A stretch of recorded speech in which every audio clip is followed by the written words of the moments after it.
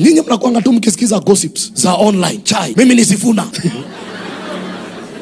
You know, someone gave me a history of the Luya people, and he said this man has to be guarded and he must go home and undo what was done, because that community has been producing leaders, but they never go beyond a certain level. So this is what they told me. During the colonial time, while the people in Western, the Bukusu, the Luyas, when they were fighting, they used to hide in tunnels, and it was very hard for the colonizer to beat them. But one man showed the colonizer the entry of the tunnel. So the colonizer came and sprayed the tunnel with poison, and people died in thousands. So those who came out, they surrendered, and they told the colonizer, we will perpetually serve you. And the colonizer said, we must make a covenant. And we have to interrogate why the colonizers were making covenant with dogs. Because even the covenant they made with the Kalenjins was with a dog. They took a dog and they told the Western people, hold the tail. And the colonizers held the head. And they made a vow and said, we will be your servants, we will never fight you, and you shall be our leader. They slaughtered the dog. They were left with the tail and they were left with the head. Then I said, have you realized that the people from that area, we have learned professors, intellectuals? How is it that in a whole nation we all look for people from that area to be house helps and watchmen? Is it because they held the tail and made a vow, we shall become tails and never rule? Even in government, and I'm speaking in parable, look at the people given positions. They never go beyond that area and they are always under orders. So they rise to close to making it.